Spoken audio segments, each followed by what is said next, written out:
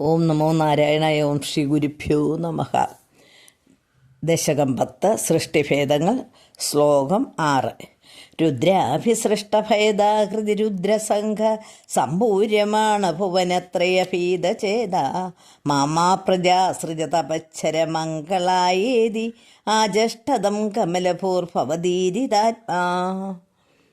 പദം. രുദ്ര അഭിസൃഷ്ട ഭയത് ആകൃതി രുദ്ര സംഘ സമ്പൂര്യമാണ ഭുവന ത്രയ ഭീതചേതാഃ മാമാ പ്രജാ സൃജ തപ ചര മംഗളായ ഇതി ആജഷ്ട തം കമലഭൂ ഭവത് ഈരിത ആത്മാ. അർത്ഥം: രുദ്രൻ സൃഷ്ടിച്ച ഭീകരരൂപികളായ രുദ്രസംഘങ്ങൾ ത്രൈലോക്യം മുഴുവൻ നിറഞ്ഞത് കണ്ട് സംഭീതനായ ബ്രഹ്മാവ് അങ്ങ് പ്രേരിപ്പിച്ചിട്ട് പ്രജകളെ സൃഷ്ടിക്കരുതേ, ലോകക്ഷേമത്തിന് തപസ് ചെയ്യൂ എന്ന് രുദ്രനോട് പറഞ്ഞു. ശ്ലോകം 7. തസ്യാദസർഗരസികസ്യ മരീചിയത്രീ തത്രാങ്കിരാ ക്രതുമുനി പുലഃ പുലസ്ത്യഃ അംഗാദജായത ഭൃഗുച്ച വസിഷ്ഠദക്ഷൗ ശ്രീനാരദച്ച ഭഗവൻ ഭവദംഘ്രിദാസഃ. പദം.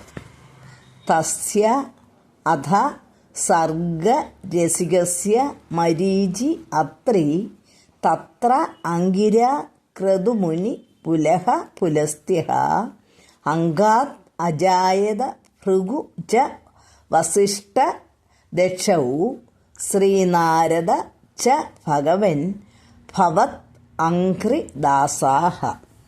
അർത്ഥം: അനന്തരം സൃഷ്ടിയിൽ കുതുകിയായ ബ്രഹ്മാവിൻ്റെ ശരീരത്തിൽ നിന്ന് മരീചി, അത്രി, അങ്കിരസ്, ക്രതു, പുലഹൻ, പുലസ്ത്യൻ, ഭൃഗു, വസിഷ്ഠൻ, ദക്ഷൻ എന്നിവരും അങ്ങയുടെ പാദദാസനായ ശ്രീനാരദനും ജനിച്ചു. ശ്ലോകം 8. ധർമാധികാനഭിസൃജന്നത കർദമം ച വാണിം വിതായ വിധിയങ്കജ സങ്കുലോഭൂത് ത്വദ്ബോധിതൈ സനകദക്ഷം ഹൈസ്തനൂജൈ ഉദ്ബോധിതച്ച വിരരാമതമോ വിമുഞ്ചൻ. പദം. ധർമാധികാൻ അഭിസൃജൻ അഥ കർദമം ച വാണിം വിധായ വിധി അങ്കജ സങ്കുല അഭൂത് ത്വദ്ബോധിതൈ സനക ദക്ഷ മുഹൈ തനൂജൈ ഉദ്ബോധിത ച വിരരാമ തമ വിമുഞ്ചൻ. അർത്ഥം: ധർമാദിദേവന്മാരെയും കർദമ പ്രജാപതിയെയും ജനിപ്പിച്ച ശേഷം സരസ്വതി ദേവിയെ സൃഷ്ടിച്ച് ബ്രഹ്മാവ് കാമപരവശനായി. അങ്ങയാൽ ഉപദിഷ്ടരായ സനക ദക്ഷാദിപുത്രന്മാരാൽ ഉദ്ബുദ്ധനാക്കപ്പെട്ട ബ്രഹ്മാവ് തമസിനെ വെടിഞ്ഞ് കാമവൃത്തിയിൽ നിന്ന് വിരമിച്ചു. ശ്ലോകം 9. വേദാൻ പുരാണ നിബഹാനബി സർവവിദ്യ കുർവൻ നിജാനന ഗണാചതുരാനനോസൗ പുത്രേഷു തേഷു വിനിതായ സസർഗവൃത്തിം അപ്രാനുവംസ്തവ പദാംബുജമാശ്രിതോഭൂത്. പദം. വേദാൻ പുരാണ നിബഹാൻ അഭി സർവവിദ്യ കുർവൻ നിജ ആനന ഗണാത് ചതുർ ആനന അസൗ പുത്രേഷു തേഷു വിനിതായ സസർഗവൃത്തിം അപ്രാപ്നുവൻ തവ പദ അംബുജം ആശ്രിത അഭൂത്.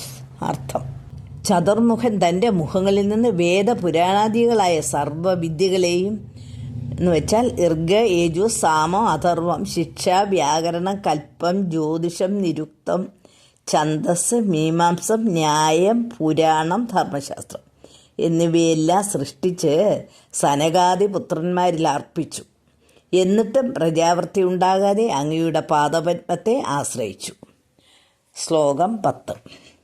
ജാനന്നുപായമതദേഹമജോ വിഭജ്യ സ്ത്രീഭം സ്വഭാവമഭജന്മനുതത്വദോഭ്യാം താഭ്യാം ച മാനുഷകുലാനി വിവർത്തയസ്ത്വം ഗോവിന്ദമാരുതപുരേശ നിരുന്തിരോഗാൻ.